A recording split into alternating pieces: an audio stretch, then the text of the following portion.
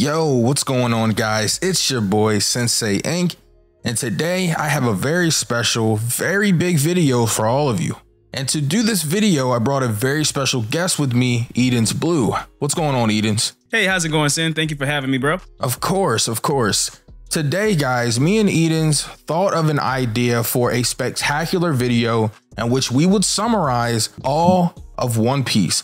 Yes, you heard it right, all of One Piece. And the idea came to us when we really thought about doing rereads of One Piece and how sometimes we just don't have a time to read over 1,000 chapters over again. Because of that, we wanted to make this video for all of you who would like to refresh your memory instead of rereading this series if you don't have the time to.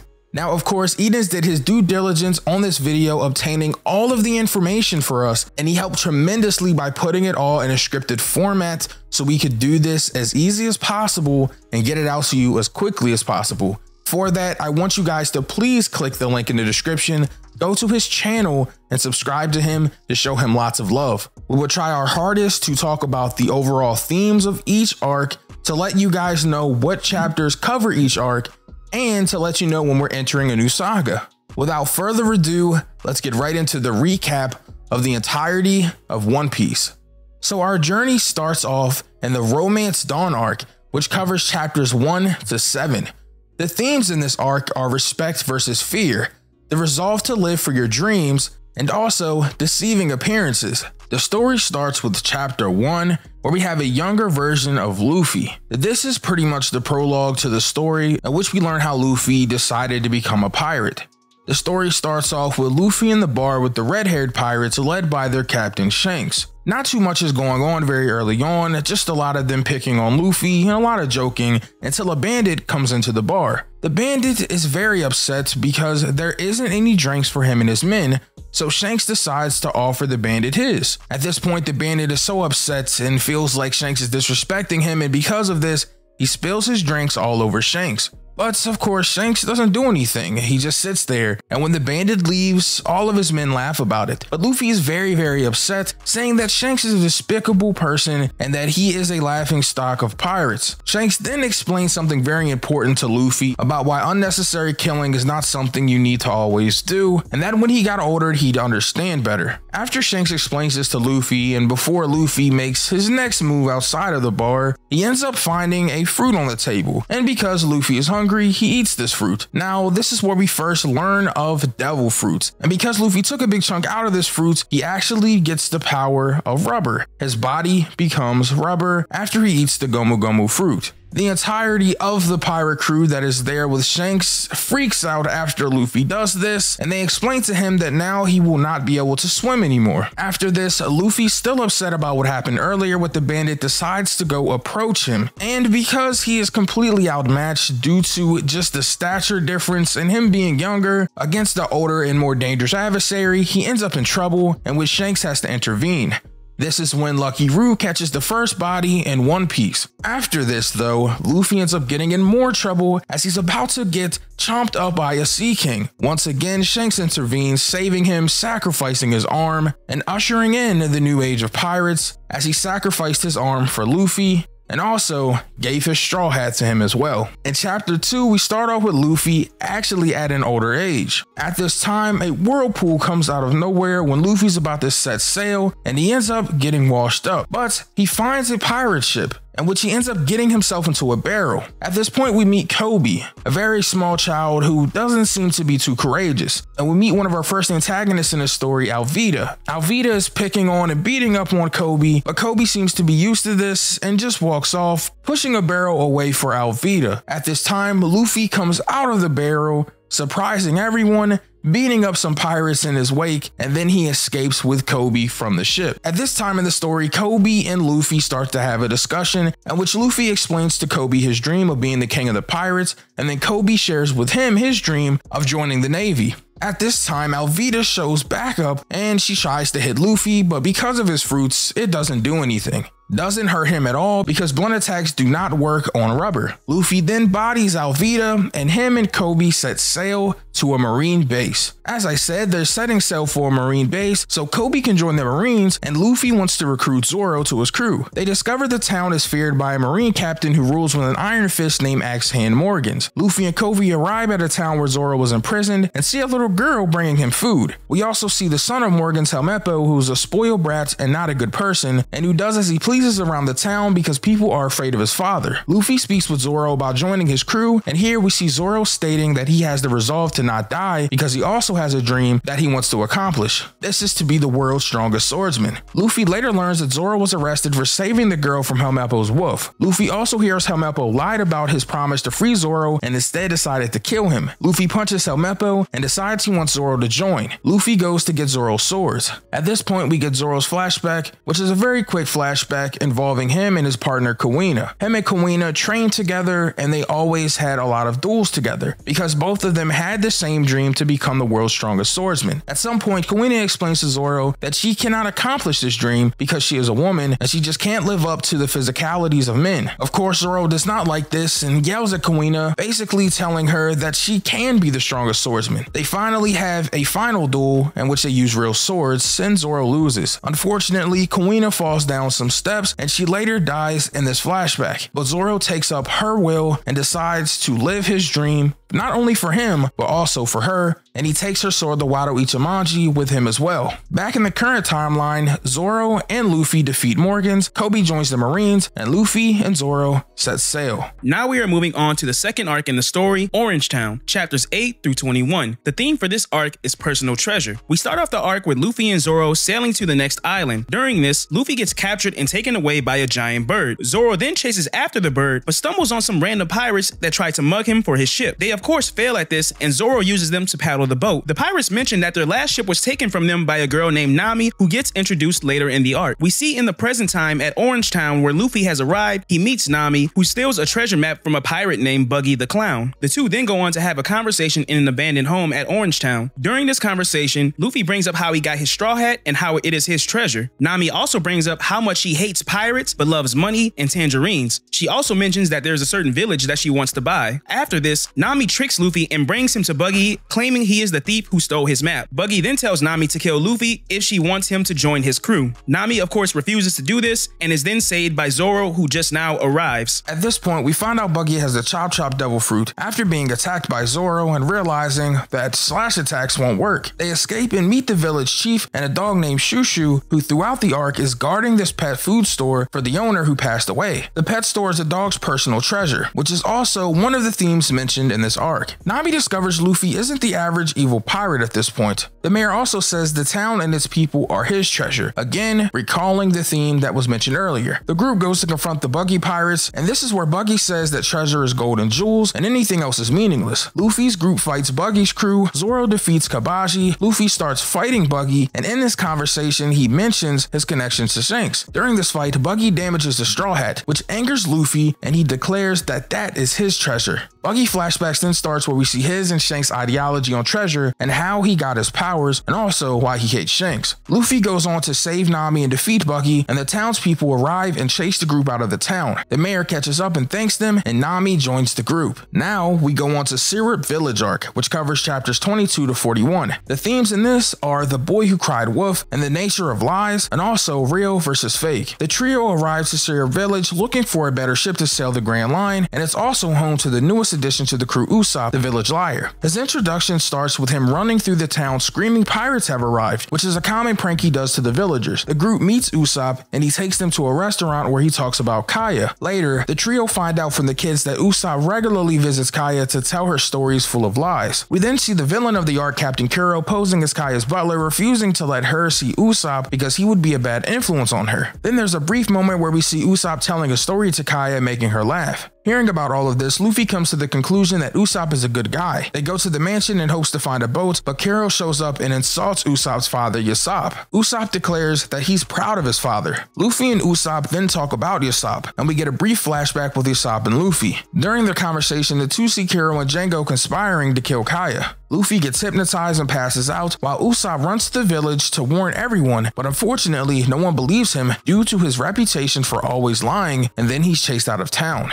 Usopp then runs to Kaya's mansion to warn her about Kuro's plans, but she also doesn't believe Usopp because Kuro has deceived her into thinking he's an honest man. Kaya still refuses to believe Usopp, saying she loved his lies, but won't tolerate a lie that harms others, and he is shot at by her butler and chased away by the villagers. Usopp later runs into Luffy and the kids where he tells them he lied about Kuro to get back at him for bad-mouthing his father. The kids have the same reaction as Kaya, where they're upset that Usopp is using a lie to hurt someone else. In this moment, Usopp used the lie to keep them from getting involved. Later, Usopp speaks with the others and comes to the conclusion that it's been his years of lying that the villagers don't believe him now. But despite this, he is determined to create a real tale and protect the village from the pirates who will be arriving soon. Luffy's group then agrees to help him. It is at this point in the arc where Kuro begins to show his true colors by attacking Kaya's other butler, Mary. Over the course of the night, Usopp's group makes preparations for the pirates who have just arrived, but they realize that they set up on the opposite side of the island. Usopp and Nami reach the other side in time, while Luffy got lost along the way, and Zoro falls into the trap they set because of Nami. During their fight with the pirates, Usopp takes a blow to the head, but doesn't stop fighting because he wants the village to believe that he lied, so that they don't have to worry about the pirates. Luffy and Zoro arrive when things start to look bad. Kaya later discovers the truth about Kuro from her butler Mary, and they realize Usopp was telling the truth the whole time. The kids figure this out as well. Kaya then arrives to the battle and Kuro reveals his plan. The kids also protect Kaya from Django while Luffy fights Kuro. It is then here we get Kuro's flashback, which also has an appearance from Axe Hand Morgan's. Here we see Kuro is tired of the life as a pirate and goes on to fake his death so that he can have the easy life without having to worry about constantly being chased by the Marines. Back in the present time, Kuro and his men are defeated. Usopp tells Kaya and the kids to keep it all a secret and to lie about the incident. The next morning, the villagers are surprised to not hear from Usopp. Later, Usopp disbands the Usopp pirates and has decided to set sail. Luffy's group then receives a brand new ship, the Going Merry, from Kaya, and has Usopp join the crew as their newest member. As the crew sets sail from the island, we then learn from Kaya's butler Mary about the origin of why Usopp began his pirate lies. This was due to a deep desire that Usopp hoped that one day his dad would return for him, and because of this situation with his parents, he could relate to Kaya's situation and wanted to help her, which led to him telling her all of those stories that were full of lies to get her to laugh. Next, we entered the Baratie Arc, which covers chapters 42 to 68. Themes in this is taking pride in what you love and your desires, determination and ambition, and then honorable versus dishonorable. The group is sailing and Luffy wants to test the ship's cannon, which leads to them meeting Johnny and Yasuku, the latter of which is suffering from scurvy. This leads to the group seeking out a chef since they'll be on a long voyage. Yasuku mentions the Baratie to the crew on where they can find a cook. The crew has a brief encounter with Marine Lieutenant Fullbody, who attempts to sink the Going Merry, but he fails,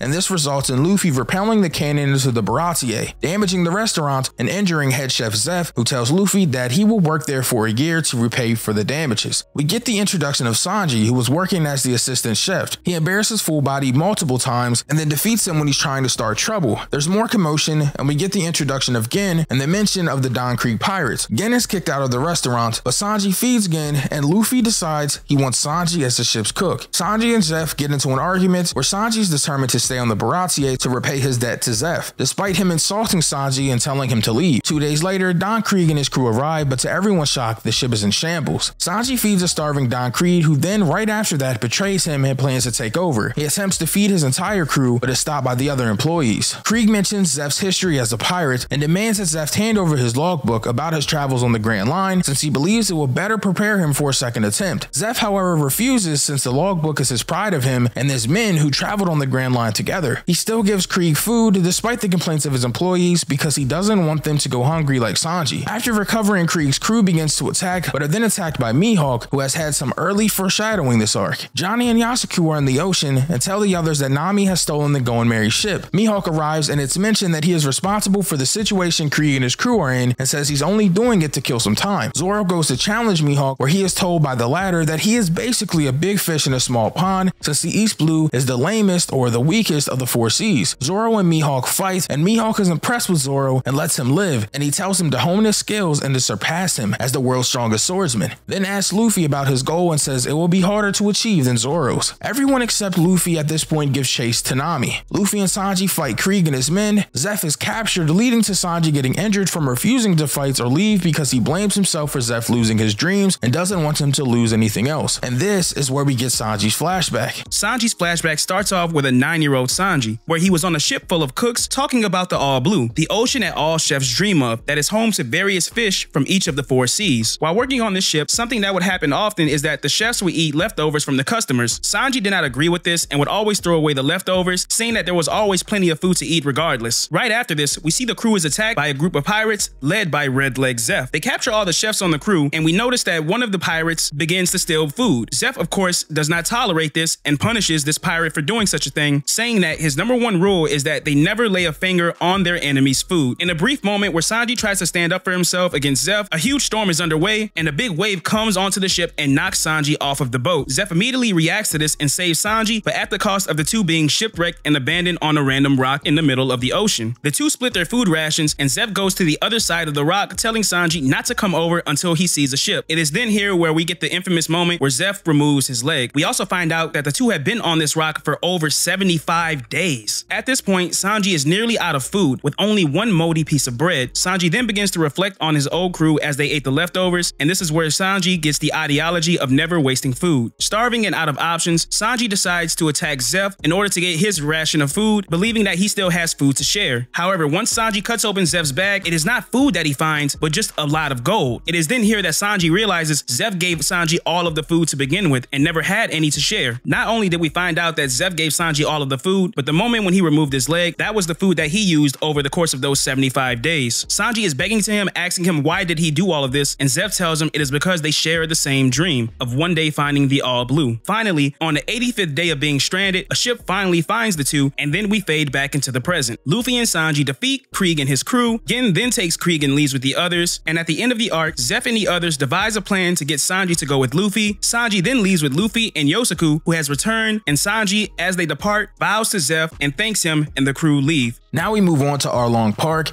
which covers chapters 69 to 95. Themes in this are elitism, trust, greed, and corruption of money. The arc starts with Luffy, Sanji, and Yosaku heading towards Arlong Park. In this conversation, Yosaku mentions the Fishman Pirates and their leader Jinbei. He also mentions the 7 Warlord system and that Mihawk has a connection to it, and that Jinbei was responsible for letting Arlong loose in the East Blue. We cut to Arlong Park and see Arlong himself dealing with a shady marine officer called Nezumi. Nami stops a kid from getting himself killed by trying to challenge Arlong. We then see that Nami was revealed to be a member of the Arlong Pirates the whole time. Zoro, Usopp, and Johnny arrived to the island first. Zoro was abandoned by the two and captured by the Arlong Pirates. Usopp and Johnny arrive at the destroyed town and run into Nami's sister Nojiko. Nojiko talks with Usopp and Nami. Zoro was brought to Arlong Park, where he questions Nami's loyalty to Arlong and drowns himself. Nami saves Zoro. Then, Arlong arrives at the Kokiyashi village. Here we see Arlong enforces attacks and certain rules on the community of the island, and failure to follow these things leads to their death. Throughout the arc, Arlong also makes multiple comments about the superiority of the Fishman race. At this point, Zoro leaves Arlong's headquarters. Nami goes to Bellamir's grave and mentions this is the island that she spoke about wanting to buy. Usopp saves the mayor but is captured by Arlong, then his death is faked by Nami. The rest of the group meet Nojiko after a brief encounter with Nami.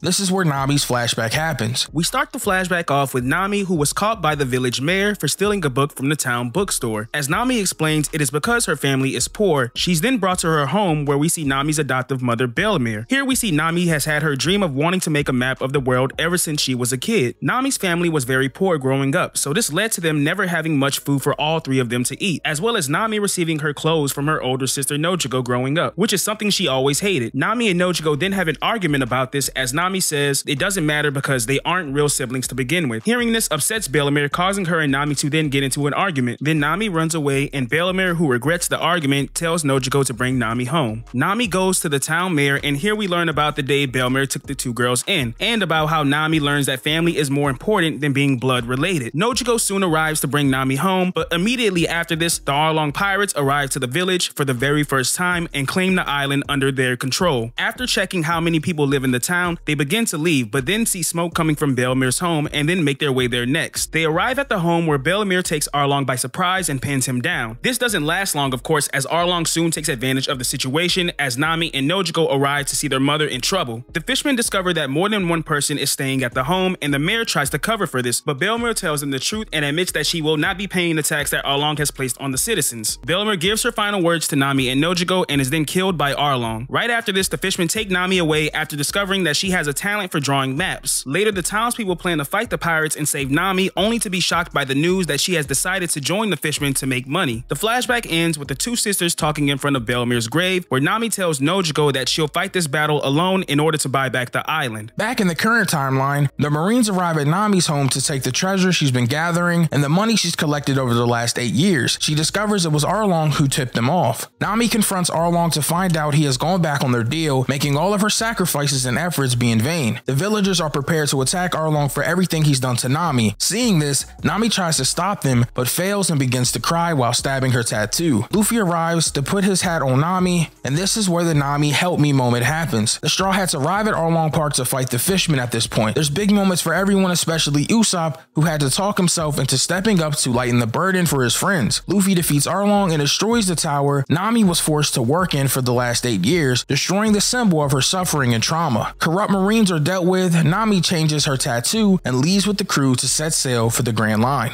Now we are entering the final arc of the EdenzBlue saga, Lougetown, chapters 96 to chapter 100. The themes of this arc are fate, destiny, inherited will, and achieving one's dreams. This is the arc where the EdenzBlue crew are fully assembled and now begin to make their way to the Grand Line. But first, they decide to stop at a town called Lougetown, the town of the beginning and the end, where the pirate king Goldie Roger was born and executed. It is also the location of where the Great Pirate Age began. On the way to this island, we discover that Luffy has finally acquired his first bounty of 30 million berries. After seeing Luffy's bounty, they see Lougetown in the distance and decide to go there once Nami tells Luffy about his connections to Roger. After arriving, the crew separates to collect materials, Usopp goes to gather equipment, Sanji cooking ingredients, Zoro goes to look for new swords, while Luffy visits the execution platform where Roger was executed. We also get a brief moment where we see Mihawk and Shanks encounter each other on a random island, where he informs Shanks of Luffy's bounty, and then seeing this news, Shanks' crew begins to celebrate. Back at Fuchsia Village, the mayor is also talking about Luffy's fate and destiny, the themes related to this arc. Back at Lougetown, Zoro meets Tashigi, a member of the Marines, who reminds him of his childhood friend Kuina. They talk at the sword shop where Zoro acquires 2 new cursed blades, the Sandaiki Tetsu and the Yubashiri. It is also this moment from Tashigi where we learn about the different Meito great swords in the world. Luffy arrives at the execution platform where he meets both Alvida and Buggy for a second time, the latter who captures him and is about to execute him on the platform. In this moment, Luffy declares that he will be the Pirate King, and then has a smile on his face right before he is about to be executed by Buggy. It is then that lightning strikes the platform and he is saved. The crew then begin to make their escape from Lougetown. We get a brief moment with Zoro versus Tashigi. He tells her he doesn't like her because she is too similar to Kuina from both her looks and the things she is saying. Smoker then captures Luffy, but he is soon saved by a man named Dragon, following a huge windstorm that blows through the town as the Straw Hats escape. After escaping and returning to the ship, the crew gather together, each declaring their dreams as they set sail for the Grand Line. It is at this point where we have reached the end of the EdenzBlue saga. Now we are starting off with the Alabasta saga, and here we are starting off with its first arc, Reverse Mountain. This is the first arc after the crew enters the Grand Line and their first obstacle on their journey. Before arriving at Reverse Mountain, the crew finds themselves entering the Calm Belt, which is home to the Sea Kings. After escaping, they head to the entrance of the Grand Line, this mountain which is known for having several entrances that lead into the Grand Line, connecting from each of the 4 seas. This is the first example of an insane landscape that we get to see throughout the story. After narrowly getting past Reverse Mountain, the crew arrive at the Twin Capes and immediately encounter a whale known as Laboon and get swallowed by him, with the exception of Luffy. They stumble onto a house inside of the whale owned by a man named Crocus, who tells the crew that Laboon is smashing his head against the Red Line. We then get the introduction of 2 characters named Miss Wednesday and Mr. Nine, who attempt to kill Laboon. Later, Crocus talks about Laboon's past and how he's been waiting for his friends over the last 50 years and his reason for hitting his head against the Red Line, which is the cause for the scars on Laboon's head. After hearing this, Darkness, Luffy challenges Laboon, they come to a tie, and he tells the whale that they'll meet again to settle the score, which makes Laboon happy. Crocus gives Nami a log pose and explains how to use it and how traveling on the Grand Line works. At the end of the arc, Crocus also names the final island on the Grand Line Raftail, stating that only the Pirate King's crew has been to this location, hinting that this is where the One Piece is located. Miss Wednesday and Mr. Nine return and beg the Straw Hats to take them to their town, Whisky Peak. As the crew departs, Crocus has some interesting dialogue where he says that the Straw Hats might be the pirates that they have been waiting for, and how Luffy has a mysterious aura about him. As he is saying this, he is monologuing to Roger, the king of the pirates. Next up, we are at Whisky Peak, which covers chapters 106 to 114. The crew arrive to Whisky Peak, which is an island full of people who initially come off as friendly to the crew, serving them food and drinks, but they later find out that are criminals who set up anyone who arrives to the Grand Line. These people are all members of Baratie Works, and they plan to collect the bounty on Luffy's head. Zoro faces off against the group alone, 1 versus 100, and of course, he wins. Baratie Works agents Mr. 5 and Miss Valentine arrive and reveal Vivi's identity as the princess of the kingdom of Alabasta. They cause some trouble, then an angry Luffy arrives to fight Zoro for harming the citizens, unaware of their real intentions. They fight and pay no mind to Mr. 5 and Miss Valentine, which was hilarious by the way, but Nami stops the fight. They talk to Vivi about helping her and then reveal that Crocodile, one of the 7 warlords, is the one in charge of Baratie Works. Vivi joins the Straw Hats. Ikaram is seemingly killed by Miss Al Sunday, who is Nico Robin. The group sets sail to Little Garden. Now we have arrived to the second island that the crew enters on the Grand Line, Little Garden, chapters 115 to 129. After arriving to the island, Luffy and Vivi explore it, while Zoro and Sanji compete for who can find bigger game across the island for food in order to help them on their travels, while Usopp and Nami stay on the ship. As the arc goes on, they meet 2 giants from the land of Elbaf, home to the land of the giants, named Dory and Bragi, who we find out have been in battle over the last 50 years over an argument which they can't seem to remember. After witnessing the giants in action, Usopp idolizes the 2 warriors and wants to be a brave warrior of the seas like them, which fits along with his dreams. As the battle continues, we find out that their battle is sabotaged due to Mr. 3 and other members of Baratie Works, who have arrived on the island chasing after the Straw Hats and now plan to capture the giants themselves. As all of this is going on, we find out that Sanji is talking on a Dindin Mushi with Crocodile, one of the 7 warlords, the head of Baratie Works. As they are talking over the Dindin Mushi, Crocodile is under the impression that he is talking to Mr. 3. After discovering some important information, Luffy and the crew defeat Mr. 3 and the members of Baratie Works. As they depart the island, they are saved from a giant fish that attempts to eat them by Dory and Bragi. The arc ends with Nami collapsing from an illness. Now we move on to Drum Island, which covers chapters 130 through 154. Nami gets sick and collapses as mentioned earlier, so the crew prioritize looking for a doctor over immediately going to Alabasta. The crew runs into Wapol on the way to Drum Island, and of course they beat him. He's a bum. They arrive to Drum Island and beg for the citizens' help. They meet Dalton, a former soldier for Wapol, who informs them of Dr. Correa, a person they can go to help with Nami's sickness. Dalton also mentions that Wapol was the one who ruled Drum Island and was a horrible king who fled the country because of an attack by the Blackbeard pirates. At some points, Luffy climbs up a mountain carrying Nami and Sanji and soon meet both Dr. Correa and a reindeer named Chopper. Dr. Correa mentions that Chopper has some trust issues, and then we enter Chopper's flashback. Enter Chopper's flashback, chapter 141 to 145. We enter Chopper's flashback with the introduction of Dr. Hiraluk, a doctor who was infamous and feared for testing his experimental medicine on the town's citizens in order to help them, but they always backfired. One day, Hiraluk meets an injured Chopper and adopts him. We find out Hiraluk's goal was to cure the illness in the hearts of the kingdom and believed it to be cherry blossoms. 1 year later, after fully recovering, Chopper is then kicked out of their home by Hiraluk. Later, we see this was a part of Hiraluk's plan to bring the cherry blossoms to the Winter Island for Chopper to see before he dies of an illness. Without him knowing, Chopper secretly searched for an ingredient needed to help so that he can live, overcoming obstacles along the way. After taking the medicine made by Chopper, Hiraluk leaves to beg Correa to teach Chopper to be a doctor since he doesn't have long to live. Hiraluk then heads for Wapol's castle, and we find out that the mushroom he received from Chopper was actually poison, and realize that Hiraluk lied to him about his condition. Hiraluk arrives to Wapol's castle to cure the sick doctors, only to discover it was a trap set for him by Wapol. We get the infamous speech from Harluck about a man only dies when he is forgotten, and he blows himself up just as Chopper arrives. The reindeer soon escapes with the help of Dalton and goes to Korea, begging her to teach him to become a doctor so he can cure all diseases. The flashback ends. Wappo eventually returns to the castle, and Luffy of course defeats him. Chopper joins the crew, and as they depart, he witnesses the cherry blossom blooming all over the island. The crew now sets sail for Alabasta. At the end of the arc, we see a mysterious man named Ace, who arrives several days prior telling a citizen to pass on a message to Luffy about meeting him in Alabasta, and Carrera comments that the Will of D is still alive. Now we have arrived at the culmination of everything since the Reverse Mountain arc, Alabasta, chapters 155 to 207. The themes of this arc are friendship and sacrifice, as the final antagonist of this arc is Crocodile, who is originally believed to be the hero by the citizens of Alabasta, when really he has been the one pulling the strings, leading the country to having an oncoming civil war. Before arriving to Alabasta, the crew briefly encounter Bon Clay, aka Mr. 2 of Baroque Works, who has the powers of the Copy fruit, turning into each of the Straw Hats, as well as the king of Alabasta, Vivi's father. Bon Clay then leaves, saying the time they spent together has no bearing on true friendship, one of the core themes of this arc as well as the entire saga. As he departs, the crew realizes that he is Mr. 2 of Baroque Works. Noticing Mr. 2's abilities could pose a threat in the future, the group decides to come up with a plan for this by wrapping bandages around each of their left arms, which we later find out is an X-shaped mark meant to be the mark of their friendship. Again, one of the core themes of Alabasta. They do this so that they are not fooled by his powers in the future.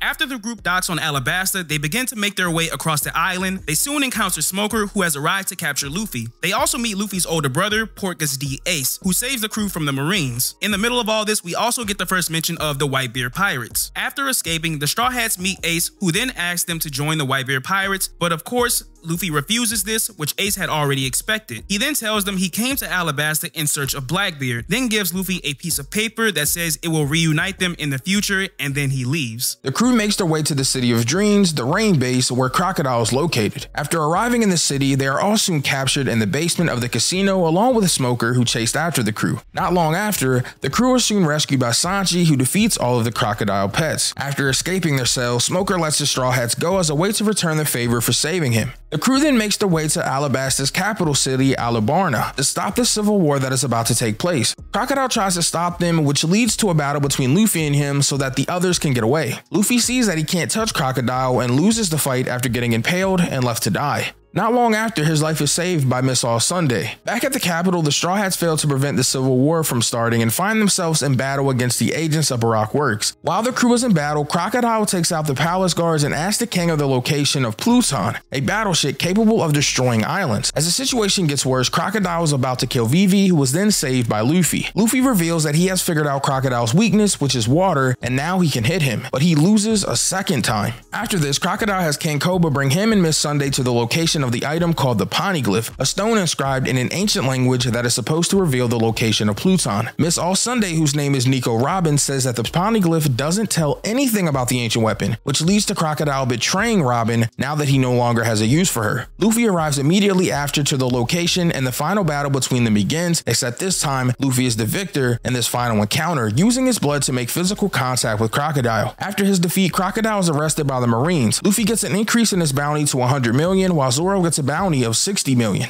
The world government promotes Smoker for the defeat of Crocodile to cover up the fact that another pirate fixed their problems for them. As the crew departs the island, they are attacked by Marines led by Captain Hina, and Bon Clay sacrifices himself to allow the Straw Hats to get away. Vivi decides to stay behind in her country, giving up on the chance to go out to adventure the sea with the Straw Hats. The crew says goodbye in silence by raising their marked arms as a sign of their friendship. Now we move on to the Jaya Arc, the setup arc to Skypiea, and that covers chapters 218 to 236. The themes for this are faith and belief. The arc starts off after the crew departs from Alabasta and find former Baroque Works agent Nico Robin becoming a new member of the crew, and not long after this, witness a ship falling from the sky that nearly falls on them. With this, we get the first mention of the existence of Sky Islands. They acquire a map of Skypiea and meet the Masara pirates. They see giant silhouettes in the sky and run away, eventually arriving at the island Jaya. They arrive at Mocktown and meet several individuals who we find out later are members of the Blackbeard pirates, Luffy, Zoro, and Nami go to a bar where Luffy is about to fight Blackbeard. Later, Bellamy arrives and the trio are laughed at for believing in a Sky Island and mocked for the idea of people having dreams. Luffy and Zoro get beat up, refusing to fight back. This is when Blackbeard gives a speech about dreams never dying to Luffy. After this, they meet an ancestor of Nolan the Liar named Mont Black. Bellamy later shows up to take Mont Black's gold from him. Luffy goes to fight Bellamy, defeats him very easily, and takes the gold back, and then tells Bellamy's men that he's going to the sky. We get brief scenes of Ace encountering Buggy, more Whitebeard lore, and we see the debut of the Gorosei, and also Sengoku, Doflamingo, and Kuma, where they discuss the situation with Crocodile. We also get the debut of Whitebeard, who we are told is going to be meeting Shanks soon. Blackbeard pirates gather together to go capture the Straw Hats to claim Luffy and Zoro's bounty, but before they can catch up, the Straw Hats are sent to Skypiea via the Knockup Stream. After taking the Knockup Stream towards the sky, the crew arrives to witness a sea of clouds and are attacked by a mysterious figure, but then saved by a Sky Knight named Gonfall. Later, after arriving at Skypiea, they meet Pagaya and Konus, who demonstrate and explain some of their technology such as dials and the Waver. They also explain how Sky Islands are created. During all of this, Nami explores the Sky Realm on the Waver and soon finds an island called Upper Yard, the land where God lives. It is here we witness a man being murdered by the major antagonist of the arc, God Enel, who is a native from another Sky Island that he destroyed and has eaten the Goro Goro no Mi, a Logia fruit giving him the powers of electricity. He also possesses an ability called Mantra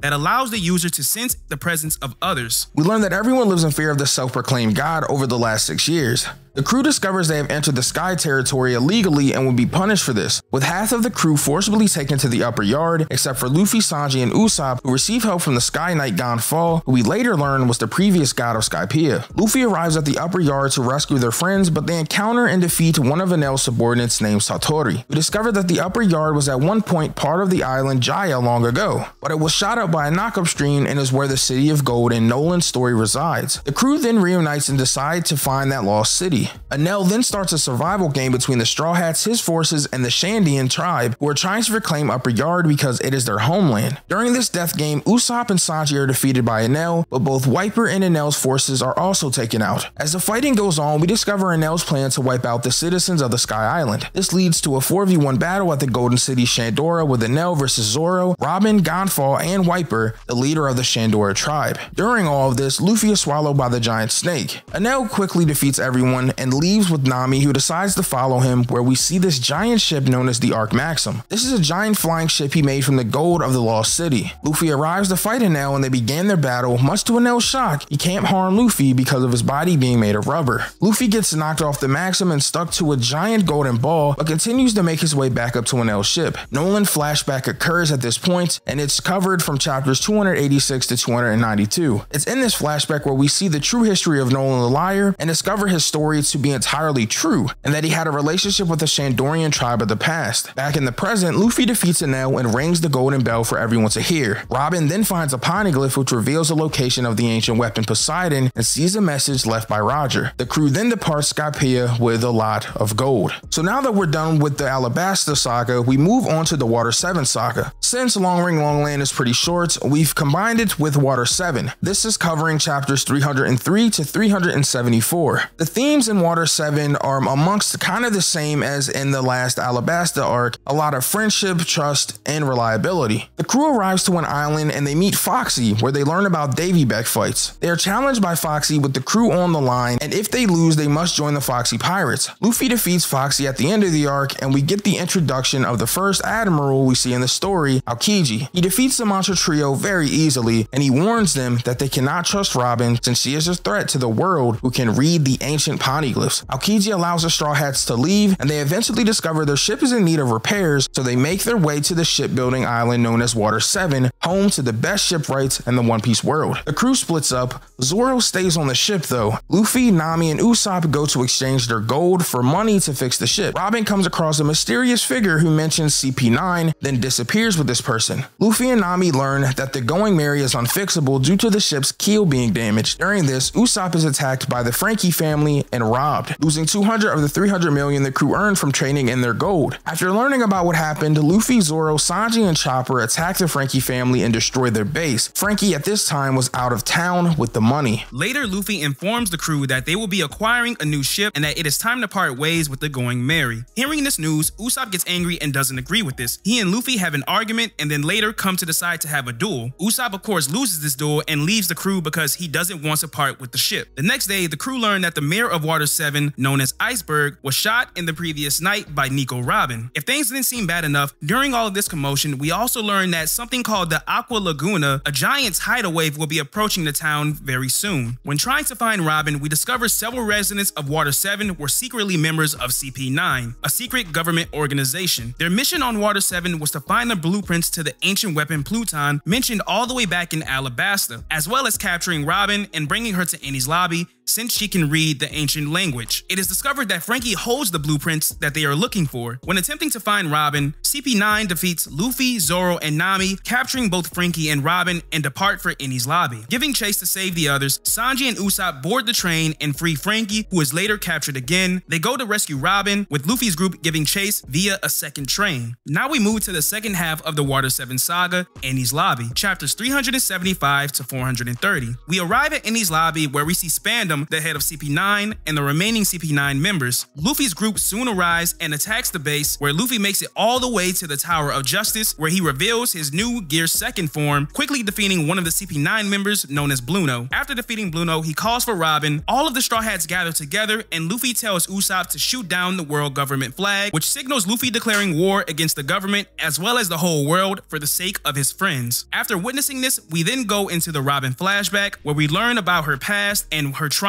with the world government and everything she has gone through her entire life. We learn about what happened to her hometown of Ohara, what happened to her mother, and the crimes for knowing how to read the ancient language. Back in the present, Luffy screams to Robin, asking her that they will help if she just says that she wants to live. And then we get the infamous "I want to live" moment from Robin. After hearing this, the crew begin to make their way to go and rescue their friend. They break into the tower and challenge the members of CP9, with most of them displaying some form of a new power-up. During all of this, Spandam accidentally summons a Buster Call, which is 10 battleships and 5 Navy Marines, all coming to destroy whatever location the Buster Call was called for, which forces them to speed things along with the capture of Robin, now that all of these Marine battleships will soon be approaching Ennies lobby to destroy it. After this, the Straw Hats hold off the Buster Call while Luffy is in the climax of his fight with Lucci. Luffy defeats Lucci and they hear a voice telling them to jump into the ocean, where they see the Merry waiting for them and they escape. After escaping, the Merry breaks and the crew say goodbye to their ship, returning to Water 7. They learn from Frankie that he used their money to purchase wood from the Atom Tree to create a powerful ship and give it to the Straw Hats to fulfill his dream of making a ship that can sail the entire world. All the Straw Hats receive new bounties. Now we move on to a very short post-Ennies lobby arc, which covers chapters 431 to 440. In this, they learn from Frankie that he used the money to purchase wood and he makes a powerful ship for them. We also get the reveal of Garp, information about Dragon, Shanks, the Yonko, and Vegapunk, and Luffy reunites with Kobe as well. Also, Frankie joins the crew, Usopp apologizes and rejoins as they leave Water 7 and escape Garp. Shanks and Whitebeard finally meet and Ace versus Blackbeard occurs. Now that we're done with the Sky Island saga, we finally move on to the Thriller Bark saga, which is a one-arc saga consisting of chapters 442 to 489. Themes in this are loneliness. Examples of this is Brook alone on the ship for 50 years, Laboon's reference about being alone, Moria losing his crew and deciding to use zombies, Absalom desperately wanting a wife, Moria foreshadowing that Luffy will lose everything. After the crew embark from Water 7 with the return of Robin and Usopp and their newest member Frankie, we start with them making their way to their next destination, Fishman Island. While sailing, they're enjoying the features of their brand new ship, the Thousand Sunny, and soon stumble onto a barrel in the ocean. They bring the barrel on board and are curious about what's inside, so they decide to open it. Much to their confusion, a red flare shoots out of this barrel, but they don't have much time to think about this because Nami says a storm will be reaching them soon. They escape the storm, but find they are surrounded by some fog and realize that they have entered the Florian Triangle, a place shrouded in mystery and where any ship that goes in will disappear. Here, they stumble onto an old ghost ship and they meet a talking skeleton named Brook. We find out that Brook is a skeleton because he has eaten the Yomi Yomi no Mi, a devil fruit that gives the user a second chance at life. We also learn more about Brook's situation, like why he's a skeleton, why he's on the ship to begin begin with. After a few brief gags, Luffy immediately asks Brook to join the crew. Brook unfortunately declines the offer. He wishes he could join because, as he says, he's been alone for a long time, so lonely and so scared that he wanted to die. He says that the reason he can't join is because he needs to get his shadow back that was stolen from him by the main antagonist of this arc,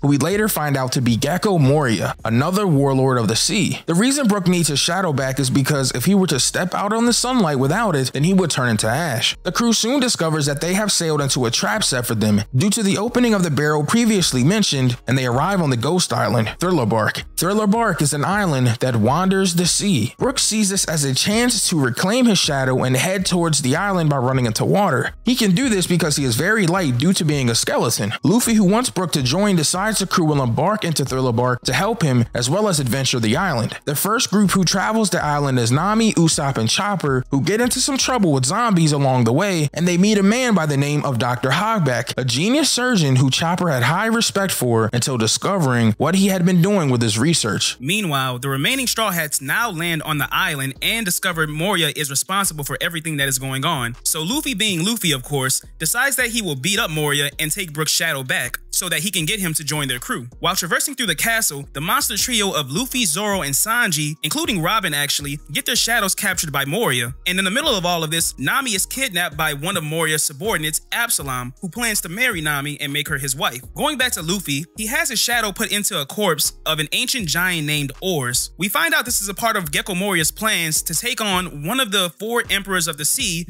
Kaido, who he had a brief encounter with in the past at some point. Later into the arc, Brook returns and we find out the weakness to Moria's zombies is salt. We also learn from Brook that he was a part of the crew that promised to return to Laboon one day, but never got to fulfill that promise. After returning to the Sunny, Luffy hears this story from Frankie and Robin, and after hearing about Brook's connection to Laboon, Luffy is even more determined to make Brook a member of their crew. So the crew makes a plan to return to the island to go save Nami, help Brook, and get back all of the stolen shadows. Then, as things progress, the Straw Hats find themselves ending up in a battle with Moria's top generals. We have Usopp, who battles Perona and wins. We have Zoro, who goes on to save Brook from one of Moria's zombies, Ryuma, a corpse of a samurai from the land of Wano. Brook defeats Ryuma and gains a new sword named Shishui. And then we have Sanji versus Absalom in the attempt to save Nami. Throughout this arc, we learn that Moria is a very lazy individual who will rather take the easy route to things, and that he has an army of zombies because something happened to him in the past that involved him losing his crew after a confrontation with the Yonko of the Sea, Kaido. The Straw Hats minus Luffy all gather together to fight against Ors, who has Luffy's shadow and actually his personality. Luffy later arrives and defeats Moria, returning everyone's lost shadows just before the sun rises. However, before things can begin to calm down, Kuma, another warlord of the sea, then reveals himself and defeats everyone. The last person who is left standing is Zoro. Kuma and Zoro make a deal that will save Luffy's life, and then we get the infamous nothing happened moment from Zoro. At the end of the arc, we learn that Moria escapes, and we learn that Ace, Luffy's brother, has been incarcerated in a prison called Impel Down after losing his fight against Blackbeard. In chapters 487 to 488, we get to see Brook's flashback that shows his history with Laboon all the way up to him on the ghost ship in the Florian Triangle. Back to the present, the crew then rest and celebrate their victory. Brook joins the crew. The Straw Hats are then given a Viva card by Lola, saying it will guide them to her mother, who also happens to be a pirate. And then if things couldn't get more interesting with the Viva cards, Lola also notices that the Viva card Luffy received from Ace is burning, and that it means a bad sign. However, Luffy doesn't think much of this because he believes Ace can handle himself and wouldn't want his little brother to come and save him. And with this, the crew moves on from Thriller Bark, and then we go into the next saga. Next up, we enter the Summit Wars saga. Themes in this saga are family bonds, what it means to be a family, and also what it means to have love for your family. For example, Luffy losing his crew at Sabaody, Ace's inner turmoil with his hatred for Roger, or things like Garp's inner turmoil with Ace and Luffy during the war. The first arc in this saga is Sabaody, which covers chapters 490 to 513.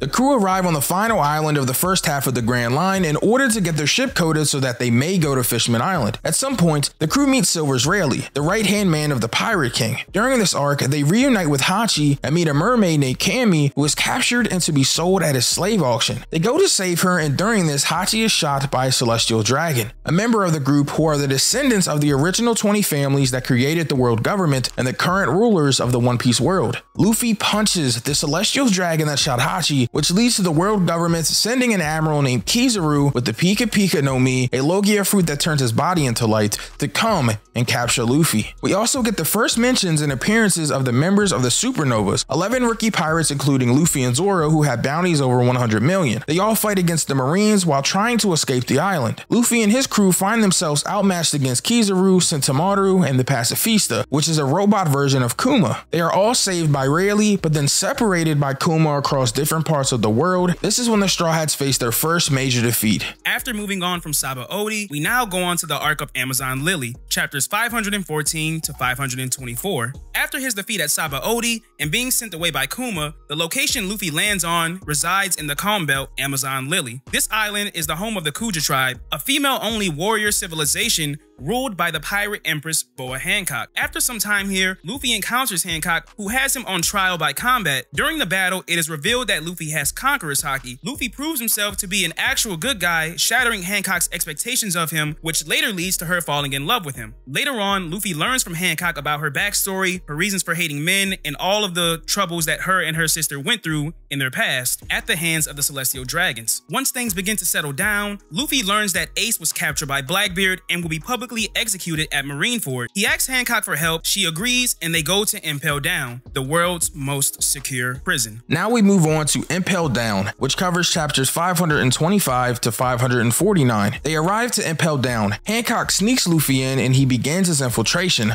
all the way down to level 6 where Ace is being held. During his ventures through the prison, Luffy teams up with former enemies and new characters along the way. At some point, they would come across the prison warden Magellan, who Luffy loses to. He throws Luffy in level 5 to die, but they are saved by Inazuma, who introduces them to Ivankov, a member of the Revolutionary Army. Ivankov saves Luffy and discovers he is the son of Dragon and decides to help him. Luffy makes it to level 6 only to find Ace has already been taken away to Marineford, but he meets Jinbei, who joins him in escaping to save Ace. Blackbeard invades Impel Down during the Luffy escape. Magellan frees Shiryu to help him control the chaos, but he turns on them. Luffy soon encounters Blackbeard again and learns he was Blackbeard's original target, but had his place taken by Ace instead. Hearing this, it enrages Luffy and he attempts to fight Blackbeard, but is stopped by Jinbei and they continue their escape. Blackbeard runs into Magellan and is poisoned, but then saved by Shiryu and continues down to level 6. Luffy's group escapes with a marine ship and is saved by Bon Clay, who opens the Gate of Justice, allowing them to escape to Marineford. Now we have entered the climax of the Summit War saga with the arc Marineford, chapters 550 to 580. Continuing from Impel Down, we now enter the climax where the story has been building up to since entering the Grand Line. We start off the arc with the world in waiting for the results of the war. We see the entire lineup on the Marine side, and at the same time, during all of this, Sengoku reveals that Ace is the son of Gold D. Roger, the king of the pirates. At this time, Garp walks up to the podium and sits next to Ace and begins to cry, reflecting on his final conversation with Roger, a conversation where Roger asks Garp to take in Ace, knowing he will be killed by the Marines just because he is his son. Not long after, the Whitebeard forces appear and the war starts off with a tidal wave created by Whitebeard, who has the Gura Gura no Mi, a devil fruit that can create earthquakes. The battle begins and we see Whitebeard's top commanders in action. After a while into the battle, Luffy's group arrives, falling from the sky along with their battleship, making a big scene when they enter the war. Luffy then meets Whitebeard, and to everyone's shock, they are surprised at the way Luffy is speaking to this legend, as if he doesn't care who this guy is, but of course he doesn't, that is Luffy. At some point, Whitebeard begins to respect Luffy and sees what he is capable of, even going so far as to order his men to protect him. Deep into this war, everyone then discovers that Luffy can use Conqueror's Haki. Something else interesting is that Mihawk also addresses that Luffy holds the greatest power, that being the ability to draw people towards him. After making it deep into Marine territory, Luffy then crosses paths with each of the admirals, but soon finds himself overwhelmed. A lot more chaos goes down, with Whitebeard's forces fighting against the warlords and other forces in the Marines, with all of these big matchups occurring. We then have a moment where Luffy gets past Kobe, who tries to stop him and then makes his way up to the platform to go and save Ace, but then Garp comes in his way. In a dire moment of inner conflict, Garp lets Luffy hit him to everyone's shock, and then Luffy goes on to free Ace, thanks to the assistance of Mr. 3, who creates a wax key, and the two begin their escape. As they escape, Whitebeard stays behind and orders the retreat of his crew, saying that no ship will carry him into the new era. While the Whitebeard pirates are escaping, Akainu talks badly about Whitebeard. Ace doesn't like this, which results in Ace turning around and trying to confront Akainu. so that he takes back what he said about Whitebeard. During this moment, Luffy gets distracted and loses his Viver card and tries to retrieve it. Not paying attention, Akainu is about to kill Luffy, taking advantage of this moment. However, before Akainu has a chance to reach Luffy, Ace steps in the way and takes the hit for Luffy, which results in his death. Ace shares his final words with Luffy and dies with a smile on his face, something that we know each of the D-Clan members to do in their moment right before they die. After Ace dies, Luffy goes into a shock and passes out. Akainu attempts to kill Luffy again, but then he is saved by Jinbei and the other Whitebeard pirate commanders, and soon after, Law. At the climax of the war, Blackbeard then makes his grand appearance, kills Whitebeard, who then declares right as he passes that the One Piece is real for the entire world to hear. Blackbeard then takes Whitebeard's powers and begins wreaking havoc. Kobe steps in to stop Akainu from his onslaught, but is about to be killed by Akainu, and then at the last second, Kobe is saved by Shanks, who appears to end the war, taking both Ace and Whitebeard's body with him. The war is over, the Marines have won. Next up, we have the small post-war arc, which covers chapters 581 to 597. The world begins to get reshaped with the results of Marineford. The world government makes changes to the warlord system, Whitebeard's territories have been taken over, and Luffy awakes to the realization of Ace's death. This is when the ASL flashback starts, which is between 582 and 589. In this flashback, we see Luffy 10 years in the past and see how he meets Ace and another boy named Sabo, and we also meet new characters such as the Don, a bandit who raises Luffy at Garp's request. Throughout the flashback, we see how Luffy's relationship goes with the two boys, and they all eventually become brothers through exchanging drinks. However, for family reasons, Sabo runs away from home and sails out to the sea, but is attacked by a celestial dragon and has his ship blown up. Luffy and Ace are sad by this news, but vow to become stronger from it. Coming out of the flashback, Luffy realizes he's still too weak to protect anyone, but Jinbei talks him out of his depression and reminds him of his crew. Rayleigh arrives and offers to train Luffy to teach him how to use haki. They later return to Marineford for Luffy to deliver the 3D 2Y message to the other Straw Hats. This message being that instead of meeting in 3 days, they will meet in 2 years, giving them all the time to get stronger before sailing for the new world. Zoro begs Mihawk to train him, while the others begin their own ways to improve themselves. Now we are in the Fishman Island saga. This starts with the Return to Sabaody arc, which covers chapters 598 to 602. The crew reunites, the fake Straw Hats appear, and the monster trio show how far they've grown. Rayleigh cries at Luffy's departure and flashbacks to the day he met Roger, revealing he was the one who originally owned the Straw Hat. Now, after being their destination all the way back in Thriller Bark, the crew finally make their way to Fishman Island, chapters 603 to 653. The theme for this arc is fighting for freedom and liberty against oppression and a battle against discrimination. The crew finally arrive to Fishman Island and they meet members of the new Fishman Pirates and are given the options to either join this crew or be sunk. Of course, they ignore this and escape to Fishman Island. Later, we find out that the new Fishman Pirates are being led by a guy named Hody Jones, who plans to cause a revolution by taking over Fishman Island and spreading their anti-human philosophy. This group was, of course, inspired by Arlong, the main antagonist all the way back in the Arlong Park saga. The two main antagonists of this arc is Vanderdecken and Hody Jones, who form an alliance to overthrow the kingdom. As the arc continues, Luffy meets Shirahoshi, the mermaid princess, and takes her to her mother's grave, and in this process reunites with Jinbei for the first time since the end of the war. Jinbei then begins to tell the history of Fisher Tiger to the Straw Hats, as well as Queen Otohime, Shirahoshi's mother. We now enter the Fisher Tiger and Otohime flashback, chapters 620 to 627. In this flashback, we see the infamous Fisher Tiger, a person who was name dropped all the way back at Amazon Lily, the same guy who committed the crime of freeing the slaves from the Celestial Dragon's homeland Marijua, who later goes on to form the Sun Pirates to provide hope for the future of the Fishman race. We also see in this flashback that Jinbei had a shared history with Arlong, the two actually being so close to where they were, in a way, brothers. During their travels on the Sun Pirate crew, they meet a little girl named Koala who joins the crew so that they can return her to her home. This little girl at one point was a slave to the Celestial Dragons, who was also freed at the time Fisher Tiger had freed all of the other slaves. When first boarding the crew, the Fishman Pirates clearly saw that there was something wrong with Koala. She clearly was traumatized due to her experience of being a slave in the Holy Land. But at some point, they begin to have her come around, and she actually begins to show true emotions, a real smile, and actually befriends members on the crew. After she is returned home, we see that Fisher Tiger was betrayed by the very humans who he returned Koala to, as well as the rest of his crew is attacked by the Marines. Fisher Tiger manages to escape, but dies from his injuries and refuses to take the human blood that would have saved his life. He tells his fisherman brothers not to let their personal hatred spread to the next generation. After all this, we also get information on Jinbei becoming a warlord and how his actions led to the situation that resulted in Arlong going to the EdenzBlue and causing the hardships that Nami had to go through in her life. Throughout the flashback, we also get to see Shirahoshi's mother, Queen Otohime. Her goals in this flashback were for the unification of the Fishman race and the human race, so that the fishmen could one day live on the surface. There have been multiple attempts of her trying to convince the citizens of Fishman Island, teaching the younger generation of the world above the sea to one day make this dream a reality. Then one day, a ship boarding a celestial dragon crashes onto Fishman Island. We see Queen Otohime even goes so far as to save the life of this celestial dragon. This eventually leads to her getting the opportunity to better the Fishman relationship with humans. Things finally begin to start going well for Otohime and the goals that she is trying to achieve, but before she has a chance to really fulfill them, she is soon assassinated by Hody Jones, who puts the blame on humans. Back in the current timeline, Hody's group captures the royal family and begins the revolution. Luffy and Jinbei fight due to a disagreement on how to handle the situation, but quickly resolve it. They return to defeat Hody's forces, where the Straw Hats reveal some new skills learned over the time skip to defeat Hody's forces. Shirahoshi uses her powers to control the Sea Kings and have them stop the Noah from crashing into Fishman Island. Jinbei offers his blood to save Luffy and is asked to join the crew. At the end of the arc, the crew celebrates their victory and we get major reveals. Shirahoshi is the ancient weapon Poseidon.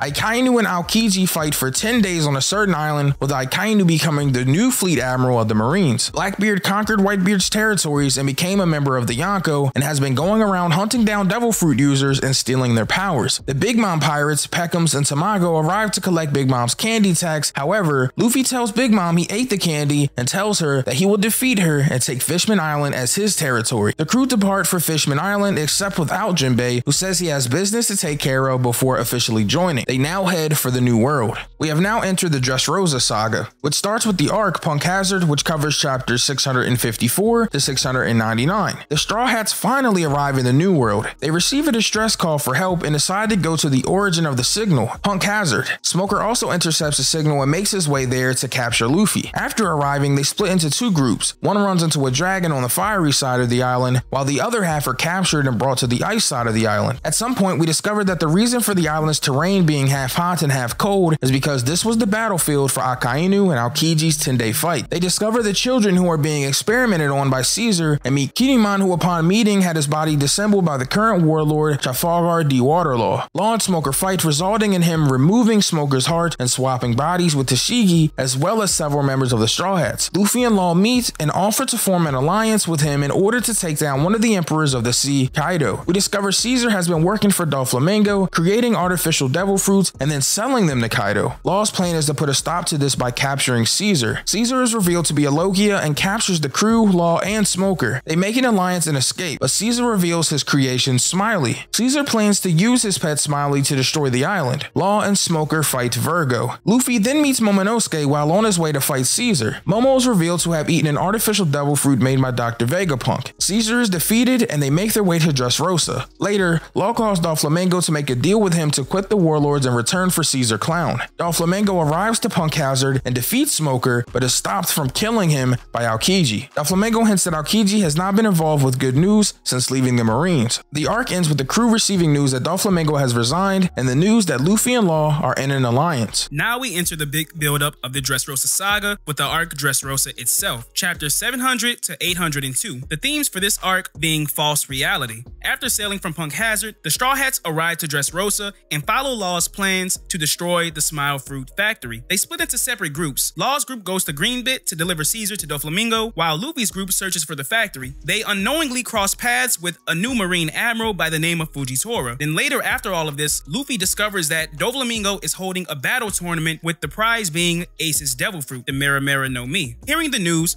Luffy enters the tournament to get his brother's devil fruit back. Throughout this tournament, we meet many different characters and even returning ones such as Jesus Burgess of the Blackbeard Pirates, who is revealed to be the 2nd Division commander of Blackbeard's fleet. At one point during the tournament, Luffy actually has a brief conversation with Blackbeard on the Din Din Mushi. Blackbeard tells Luffy that he will take Ace's fruit for his crew. Later, after discovering that his crew needs him, Luffy leaves with Zoro and Kinemon after finding out and reuniting with his brother Sabo, who Luffy thought was long dead. Luffy entrusts him with winning the Mera Mera no Mi, and in the final battle of the tournament, Sabo takes the fruit and eats it, gaining Ace's powers. As all of this goes on, Law fights against both Doflamingo and Admiral Fujitora, who declares that he is definitely in an alliance with Luffy and has his warlord status revoked due to this. At this time, Doflamingo and Fujitora are about to capture Law, and Doflamingo gives us history on how the world government is formed. We then go on to have a moment where Doflamingo briefly clashes with Sanji. Eventually, Sanji and half of the crew leave with Momonosuke and Caesar and head for the island of Zou at Luffy's command.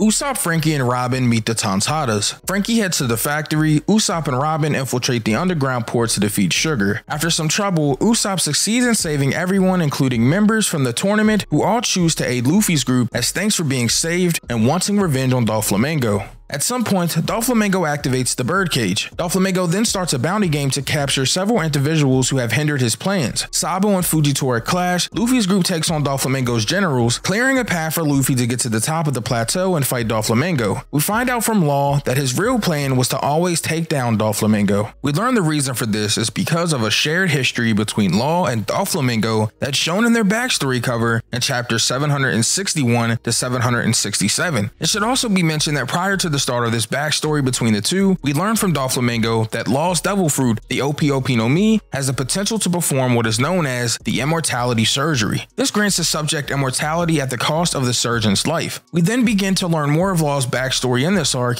and his relationship with Doflamingo and how he came to get his fruit. Law as a child contracted an illness known as Amber-Lead syndrome, as well as many citizens of the country he lived in. The world government's solution to this was to commit an act of genocide on the country, but Law managed to escape and one day found himself trying to join the Don Quixote family led by Doflamingo, and soon developed a strong relationship with Doflamingo's brother Rosinante. One day, Rosinante heard that Law's name was a member of the D clan. After discovering this, he took Law and left the crew, knowing Doflamingo would kill Law if he made the discovery. While away, Rosinante looks for any way to cure Law's disease with no success, until he discovers a trade is going to happen involving the Op fruit, which Law could use to cure his own illness. The events that would transpire led to Law eating the devil fruit, but at the cost of Rosinante's life, who was killed by Doflamingo when the latter discovered his brother was a secret marine agent. Since then, Law has vowed revenge for Corazon. At the same time, we also get to take a look into Doflamingo's backstory and how his family were at one point celestial dragons who left the Holy Land to live amongst the common folk. However, ignorant of the common citizens' hatred for celestial dragons, Doflamingo's life quickly took a turn for the worse, with his family consistently being hunted, his mother passing away from an illness, and being tortured by the common people. All of this driving Doflamingo to the breaking point of activating his Conqueror's Haki, and not long after killing his own father, blaming him for everything that happened, and eventually going on to become the man he is today. Luffy's group takes on all of Doflamingo's top men. Kiros, who was turned back to a human, challenges Diamante. Frankie vs Senior Pink, Zoro vs Pika. Law and Luffy then make it to the plateau and fight Bellamy, Treble, and Doflamingo. Frankie, Tontadas, and Coliseum fighters and other factions work together to stop the birdcage. While Luffy was busy with Bellamy, Law gets defeated by Doflamingo, but Luffy saves Law and fights Doflamingo, at some point revealing his new form Gear 4th, briefly overwhelming him, but soon he runs out of Haki and is helpless. Luffy is rescued by civilians and other pirates to keep him away from Doflamingo. Sabo saves Luffy from Burgess, who shifted his focus from the Mera to instead stealing the Gomu Gomu. Luffy recovers, goes back to Gear 4th, and defeats Doflamingo with a King Kong gun. Fujitora issues a public apology to King Riku and exposes the world government's mistake for all to see. This being an issue because other pirates came and fixed the world government's problem rather than the Marines fixing it themselves. Sabo finishes his investigation, visits Luffy's group before departing, and then there's a flashback of Sabo regaining his memories. This is also the debut of Kaido, who falls off of Sky Island onto the headquarters of Kids Alliance. The other half of the Straw Hats make it to Zou. Law speaks with Sengoku about the D-Clan. Luffy reunites Rebecca with Kiros, clashes with Fujitora, escapes Dressrosa and company, and the Straw Hat Grand Fleet is formed and the rest of the crew head for Zou. Now we are on to Zou, which covers chapters 802 to 824. The theme for this arc is loyalty. An example would be Minks being loyal to the Kazuki, sacrificing themselves for Raizo. And and Sanji's loyalty to Luffy. After defeating Doflamingo, the crew make their way to Zou, an island that is actually a giant moving elephant. The first half who arrived discovered that the city on the island is in ruins and that the citizen Minks are injured due to a previous visit by the Beast Pirates led by Jack, who came looking for Raizo. Sanji and company aid the citizens. Jack left because he heard of Doflamingo's defeat and went to capture him from the Marines, but he gets bodied by Fujitora, Sengoku, and Syrub. Sanji has Caesar create a cure for his weapon used on the Minks to save the Minks. Capone arrives and takes Sanji with him because he is to wed one of Big Mom's daughters. Bay shoots Peckham's and takes Sanji away. Luffy's group arrives and we find out that Raizo is safe. The group is brought to Raizo's location and discover the rope poneglyph, and they discover that they need all 4 of the rope poneglyphs to find the island Laughtale where the One Piece resides. We learn from Kinemon about their situation and that Kaido is in Wano and he begs Luffy for help. Luffy refuses, saying it needs to be Momo who asks him since he is the face of the group. Momo begs Luffy and Luffy agrees. Nekomamushi says he will go and find Marco to help. Jack returns and attacks the island but is defeated by Zunisha, who was ordered by Momo to stop him. Luffy, Nami, Brook, Chopper, Carrot, Pedro, and Peckham's go to Tato Land to rescue Sanji, while the other Straw Hats make their way to Wano. After the brief stop that was the Zou arc,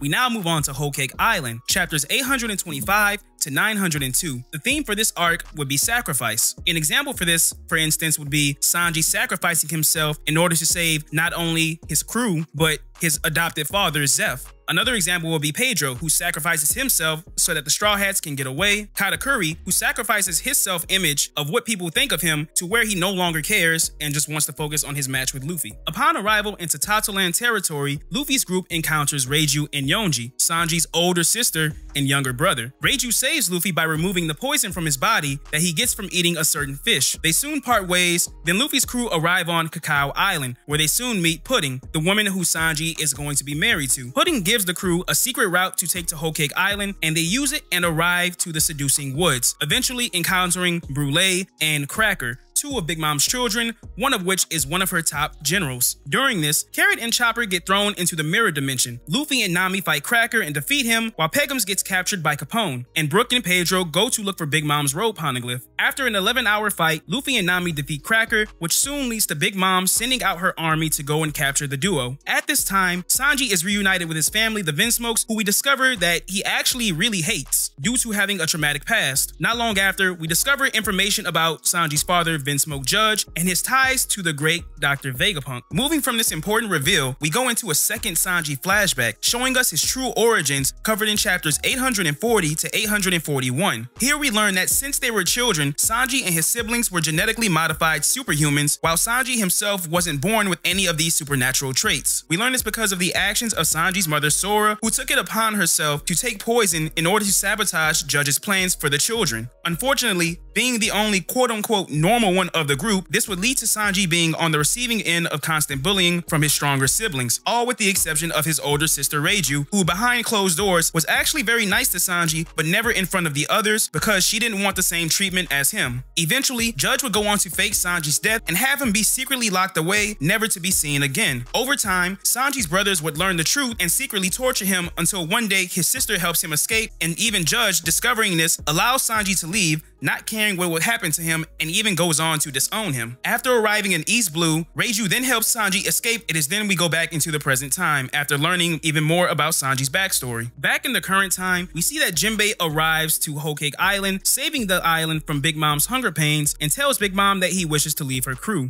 During this, Luffy reunites with Sanji, only to be told that Sanji is not coming back by Sanji himself. Then a brief scuffle between the two occurs, where pretty much it's a one-sided fight because Luffy refuses to fight back against Sanji. After receiving constant kicks from Sanji, who keeps telling him that he won't return, Luffy declares to Sanji that he is not going anywhere and won't even eat until Sanji comes back to join the crew, because in Luffy's words, he cannot become the Pirate King without Sanji. After Sanji and his family leave, Luffy and Nami are then captured by the Big Mom pirates. Chopper and Carrot are captured by Brule, and Brook finds several poneglyphs that belong to Big Mom, one of which being the rope poneglyph. And then right after, fights Big Mom herself, but is soon captured after being defeated. Jinbei soon later arrives to Luffy and Nami's location and frees them. After Luffy escapes, he returns to the spot he was at previously waiting for Sanji. The other group return to the mirror world, using it to go and save Brook from Big Mom, who reveals that he actually got the rubbing of all 3 of Big Mom's poneglyphs. Sanji discovers the truth about Pudding and Big Mom's plan to kill him in the vent smokes so that Big Mom can take control of Germa's technology. He returns to Luffy, feeds him, and says that he wants to return, but he can't yet due to Zeph being a hostage as well as his family if Sanji doesn't comply. They decide to come up with a plan to crash the wedding with Capone Beige, who wants to assassinate Big Mom. The wedding begins. This is also when we get the introduction of Katakuri and the reveal of Future Sight, and we also get the mention of Mother Caramel. The Straw Hats crash the wedding. Jinbei announces he will be joining the future Pirate King. Brook smashes Mother Caramel's picture, and Big Mom goes into panic mode. Enter the Big Mom flashback, which is chapters 866 to 868. Here we see the history of how Big Mom came to be hated by the Giants because she killed one of their leaders during one of her hunger pains. Then, on her birthday, without paying attention, eats her foster mom, Mother Caramel, and the kids of the orphanage. She later goes on to become a pirate. The assassination fails, and then everyone begins to retreat. Luffy has a very brief clash with Big Mom, and then there's large explosions that happen, and this destroys Big Mom's castle. She goes into another hunger pain for wedding cake. Pudding asks Sanji to help make a new cake to save the citizens of Ontato Land. The crew make it to the Sunny to find Katakuri is waiting for them. Luffy and Katakuri go to the mirror world and begin their fight, while the rest of the Straw Hats continue their escape. Pedro sacrifices himself to allow the others to get away. Luffy continues to fight Katakuri, wanting to learn how to do Future Sight as well. Eventually, Katakuri's face is revealed. Him and Luffy start round 2, and he gains Katakuri's respect. Luffy activates Snake Man. Katakuri falls on his back and admits defeat, allowing Luffy to escape. It is then here that we get this very brief moment after their fight, where we learn of Katakuri's very short backstory. Here we see that Katakuri as a child was picked on a lot for how his mouth looked and would constantly get into fights because of this. One day, the people who Katakuri beat up injured his sister Brûlée as a way to get revenge on him. Since then, Katakuri would go on to seek revenge, as well as cover up his mouth to become the quote-unquote perfect brother that his siblings will eventually go on to admire. During the fight, Sanji and Puddin finish the wedding cake and deliver it to Big Mom. Luffy is saved by Peckham's and Sanji. The Straw Hat escape thanks to Big Mom pirates being delayed by Germa and the Sun Pirates. Luffy tells Jinbei to make sure he comes to Wano at all costs. Sanji discovers he has his own raid suit now, and Big News Morgans reports the events of Whole Cake Island, leading to Luffy being called the 5th Emperor of the Sea and increasing his bounty to 1.5 billion. Now we're on to the Reverie Arc, which consists of chapters 902 to 908. Kobe revealed to now be a captain, gathering all the king and queens allied with the world government. Dragon calls for the revolutionary commanders to be gathered together to make their plans on declaring war on the celestial dragons. Fujitora speaks with Green Bull about crashing the meeting. Sabo and several commanders invade Marijawa. Vivi, Shirahoshi, and Rebecca meet and talk about Luffy, and we also get the return of other characters from past arcs. Big Mom tells Kaido she's coming to Wano, and this is the first mention of rocks, and we also see the empty throne. Shirahoshi is saved from Charlos by the celestial dragon saved by her mother during the Fishman Island flashback, who was another member of the Don Quixote family. Rob Lucci and other members of CP0 appear. Shanks meets with the Gorosei, and Kuma is revealed to now be a slave of the Celestial Dragons, and he has some connection with Bonnie that is teased during this arc as well. Sabo is angered by seeing Kuma this way, and he wants to save him. The kings and queens all meet, and the Gorosei mention the Great Cleansing, and we see Umu looking at the picture of Luffy, Blackbeard, Shirahoshi, and Vivi. He then proceeds to sit on the empty throne and is asked who is the next light to be erased from the world. And finally, we are here in the current arc of Wano Country. This started at chapter 909 and of course is ongoing. The themes for this arc is betrayal and mistaken identity. First, we'll start with Act 1. Nekomamushi visits Marcos at Whitebeard's home village on Sphinx Island to recruit him to the Alliance. We see what the Straw Hats who didn't participate in rescuing Sanji are up to on Wano. The remaining Straw Hats with Luffy and company arrive in Wano but end up getting separated. Luffy washes ashore and meets Tama. Tama then reveals she has the Kibi Kibi no Mi Devil Fruit, which allows her to pluck Kibi Dangos from her cheeks to put animals under her command. Luffy goes on to witness a situation where we learn many of Wano's citizens are starving. We discover that Kaido has built weapons factories on the mainland, which has poisoned Wano's waters. Tama is also one of these victims, and Luffy is told that she has been awaiting the return of Ace, who visited Wano 2 years prior. Luffy tells Tama that Ace has died, but she can't accept this news. Luffy decides to bring a sick Tama to find a doctor. During this, we briefly learn of Tama's past with Ace, and not long after, Luffy Luffy reunites with Zoro. The duo briefly cross paths with Virgil Hawkins, who is now a member of Kaido's crew. The two escape Hawkins and meet Kiku and later rescue Tama, who had been kidnapped by the Beast Pirates. Luffy reunites with the other crew members and they learn the truth from Kinemon about coming from the future and the story of Oden. A drunk Kaido gets news that Luffy and Law are in Wano, and we get the reveal that Kaido has a Zoan devil fruit that turns him into a dragon. Luffy, thinking his crew is dead, goes after Kaido while Law fails to stop him. Luffy fights Kaido but is defeated very easily. Then Luffy gets thrown in Udon right next to Eustace Captain Kidd. Act 1 ends. At this point we get intermission chapters. This was chapter 925. We see Gecko Moria attacking Blackbeard's headquarters on the island Hachinosu, and Gecko was in search of Absalom. Moria lost contact with him after going to spy on Blackbeard. He learns that Absalom has been killed and his devil fruit is now in possession of Shiryu, the commander of Blackbeard's 1st Division. Blackbeard also tells us on the 4th day of the Reverie that Sabo and the revolutionary commanders made a rescue attempt on Kuma and clashed with Admirals Green Bull and Fujitora in the process. We also get the introduction of King the Wildfire and Jack the Plague, 2 more of Kaido's top 3 men. Now we move on to Act 2, chapters 925 to 955. Throughout this act, we see Luffy works in Udon alongside Kid, who are both prisoners. Luffy soon meets Hyogoro in this prison, who teaches him how to use advanced armament haki, or what the fanbase calls Rio. We then get the debut of Orochi, the Shogun of Wano, and discover that CP0 is here as well, and that they have been making negotiations with Orochi. Big Mom arrives to Wano, but gets knocked down the waterfall by King, and soon catches amnesia because of this. At one point during the act, Law discovers that his crew has been captured by Virgil Hawkins, and in exchange for the freedom of his crew, turns himself in. We also get the reveal that Orochi has a devil fruit called the Yamato no Orochi, a mythical Zoan, who attempts to attack Hiyori, but her death is faked by Denjiro. Hiyori tries to escape, but is chased after by Kamazo, aka Killer. Zoro saves Hiyori and soon defeats Killer. During all of this, we see what the other Straw Hats are up to in preparation for the big battle. We get Sanji versus Page 1 with the reveal of Sanji's raid suit, which gives him the powers to turn invisible, as well as other boosted stats. The Alliance is nearly discovered, but covered up by Yasue at the cost of his life at the hands of Orochi. Big Mom, who still has a case of amnesia, arrives to Udon prison, but is soon knocked out by Queen and brought to Kaido's headquarters. While Queen is away, Luffy's group takes over the prison without him knowing. At the end of the act, we see that Zoro acquires Oden's sword, Enma, and begins to train with it in the coming days for the war. We see that Law is freed by a mysterious figure who we later learn was X-Drake. And to wrap things up, Big Mom and Kaido, who have been in a fight over the last few days, have now made an alliance.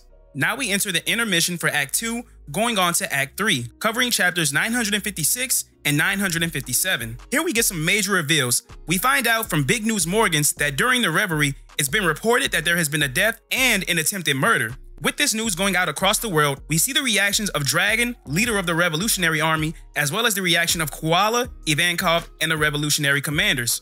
We also discover that, to the cheers of the citizens across the world, the Warlord system has been disbanded and replaced with Vegapunk's SSG, which is something that Admiral Fujitora has been trying to do since its introduction in the Dressrosa arc. This leads to the Marines attempting to arrest each of the remaining warlords. We also get the reveal of a secret Marine faction called Sword, which Kobe and X-Drake are members of. And if things weren't already crazy enough, we then get the big reveal of the Yonko bounties as well as Gold Rogers. And to finish off all of this exciting news, we then learn about the lore of the Rocks pirates and the first mentions of God Valley, and even some brief history between Rocks, Garp, and Roger himself. Now we move on to Act 3, starting at chapter 958, and is currently ongoing as we speak. The day has finally arrived for the big attack on Onigashima, Kaido's HQ. Kinemon and the Scabbards arrive to the meeting spot for the Alliance to begin the raid, only to discover that their allies have not arrived yet. In this moment of despair, Kinemon calls on the Denden Mushi for his allies as we fade into the Oden flashback, covering chapters 960 to 973. Here we get to finally see the journey of Oden with our own eyes, from his early days of meeting Kinemon and the other Scabbards, to meeting Whitebeard and joining his crew, but we even see some really cool moments with Gold D. Roger, as well as Oden joining Roger on his final voyage that led to Roger becoming the Pirate King. After this voyage, Roger then goes on to disband the Roger Pirates, and Oden returns to Wano. The second half of this flashback involves Oden returning home over the course of 5 years, being there dealing with Orochi and Kaido's tyranny. We then lead up to the final moments of Oden's life during the Hour of Legends, and the flashback ending off with Toki's prophecy of Wano one day being liberated. Now we're back in the current timeline. Kanjiro reveals he is a traitor to the Alliance and kidnaps Momo. The Straw Hats and the entire Alliance soon arrive with Jinbei not long after, who officially joins the Straw Hats. The Alliance then sneaks into Onigashima as Luffy, Zoro, Kid, and Killer cause commotion. Luffy soon meets Yamato, the child of Kaido, and they hear Kaido and Big Mom's plans to find the ancient weapons and claim the One Piece. During this meeting, Kaido beheads Orochi, seemingly killing him. Then the Onigashima raid begins. Kaido and the Scabbards go to the roof to battle, while Luffy begins to make his way up to the top of Onigashima. Nekomamushi and Izo arrive to Wano with Marco, who knocks the Big Mom pirates back down the waterfall when they tried to get up to Onigashima as well.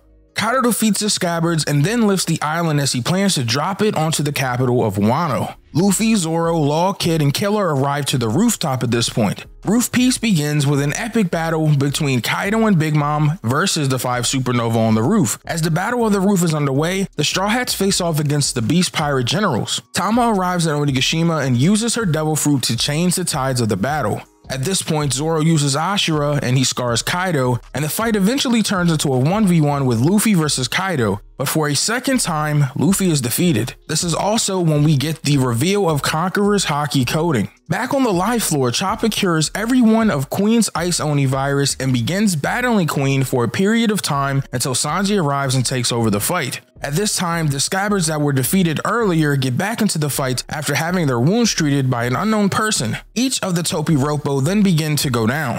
Back on Wano, Luffy has been rescued by Law's crew thanks to Luffy using the voice of all things, and he tells Momo, who also fell off the island, to turn into a dragon and to take him to Kaido. Kid and Law begin their fight against Big Mom at this point, and as all of this is going on, we have the CP0 lurking behind the scenes, awaiting the outcome. As of now, this is the entire story of One Piece summarized up to date. Eden spent a lot of time getting this information together for us, and it really took us about a week to sit down, get the information, get it all scripted, and to record this. So I really hope that it's not only informational for people that are trying to refresh their memory, but for those of you that just may not want to go through the entire reread. As we made this entire video, it just refreshed my memory on so many things and really revitalized my love for the story of One Piece. Again, make sure you guys check down in the description box below. EdenzBlue channel will be there. He worked very hard on this, so make sure you show him love and subscribe to his channel. Also,